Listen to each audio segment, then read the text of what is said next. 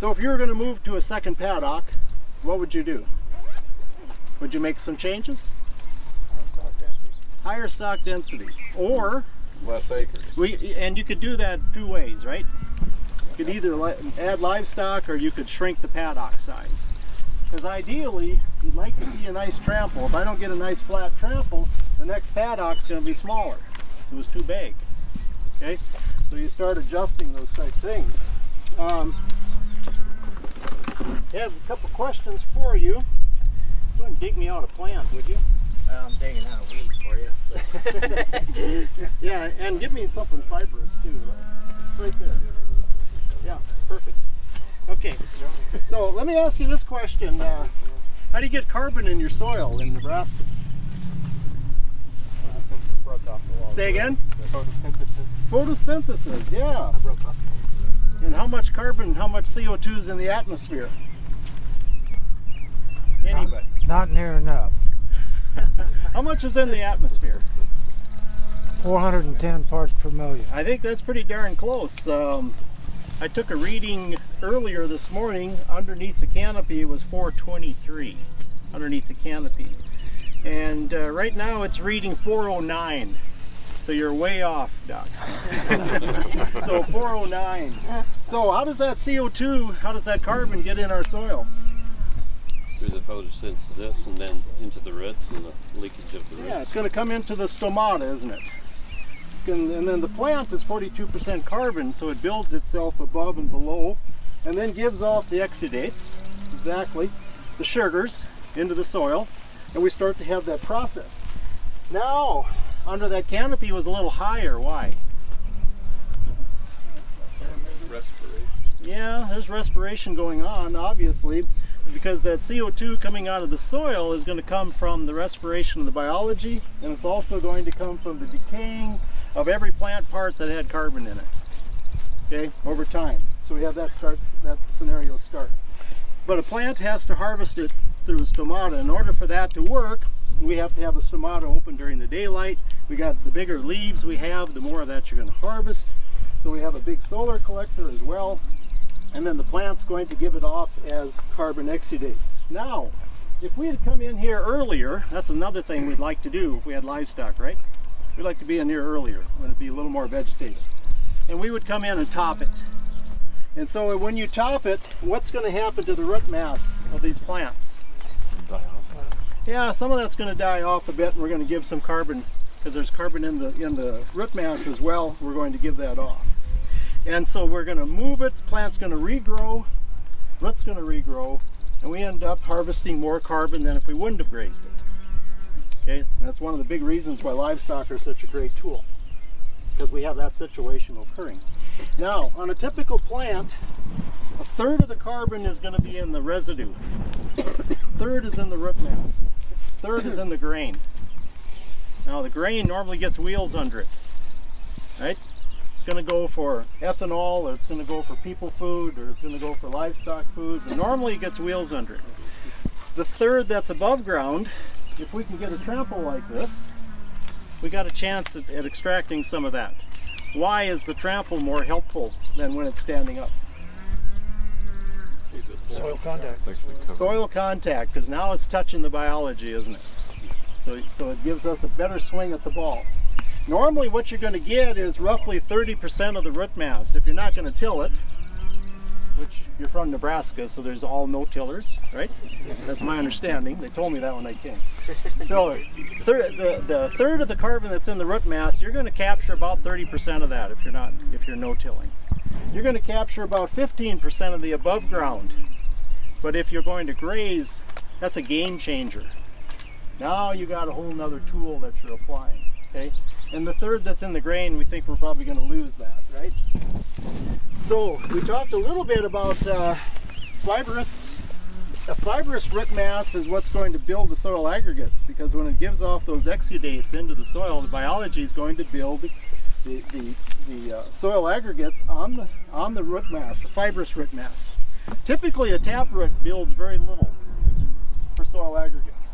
But if you put the two together, the taproot's going to build the macropores, and this is going to build the small microscopic pore spaces. Okay, So the two together, it's just one of the reasons why combinations of plants, just one of the reasons. Now also something that some people use as an aid is bricks. This is not your normal juice collector. They'll normally tell you to get a garlic press, and that's okay, but we customize the garlic press just a little bit. And so we go ahead and clamp this down. Actually, USDA uses this in their staff meetings to convince us to do various things. Okay, let's see if we can get a little juice out of there. If not, we have to clamp it down a little bit more. There's nothing coming out yet, is there? Somebody want to grab me some, maybe some pea? Yes. We'll get something kind of juicy, and we'll get a little juice on there. It's just starting to show a little bit, but I don't think I can get anything more in there. There's a little juice there, but it's there. There we go. There we go. Okay, now you can clamp her down, and you can look into the sun. What's a good reading and what's a bad reading, right? That's the next question. We're about 6.5. 6.5, that's not too bad. You can go ahead and print yourself out a poor, fair, good, excellent rating on virtually every plant that there is. So, closest I'm going to have here is probably alfalfa. Alfalfa 4 is poor. Average is 8. I don't have pea, but you got a 6. Yeah. But now it's also morning. So a little later in the day, this is going to go up more because the plant's getting in full gear.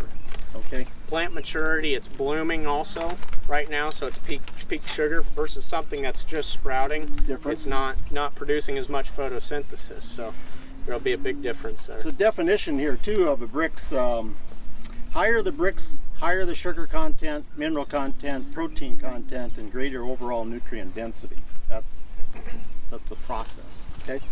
So it just kind of gives you an idea. The beauty of the refractometer is there's no battery, there's nothing to plug in, there's nothing to download. You just use it. So it works. Okay. And also, you know, there's nothing special about a CO2 meter. But if we all went inside, say at noon, we're all inside a building. Okay, we're all inside a building. What's the CO2 reading going to do? Spike. It's going to go up because we give off CO2, right? Okay, so we start to understand that process. Okay. You can't, I don't think you're certified. Yeah, that's true. Yeah. Okay. One of the beauties too about putting these combinations in is here we got a classical case of a high carbon plant and a low carbon plant. And soybean plant is probably what I was actually more interested in talking to you about, because more recently in the northern plains what we're starting to do more, well, first of all, we're growing way more soybean now than wheat. Okay, so our wheat acres gone way down, our soybean acres way up. So what, right? So what? We got to think about that when we do that on the landscape, because what we're replacing is a very high carbon plant with a very low carbon plant. Neither plant is evil, but the difference is one brings a lot of food, carbon, to the soil biology to build these soil aggregates, do these functions. One brings a much smaller amount.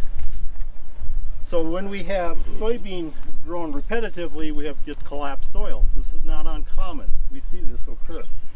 So one way to offset this is we've been planting soybean green as much as we can. And so we'll put in the triticale or the rye into whatever's growing the year before. If it's corn, that's a pretty good one to interseed into. We can get it started later in the fall. We can even go ahead and put it in after harvest on some of our crops. Then we go ahead and we plant green into it, soybean green into it in the spring. We also plant canola green, pinto beans green.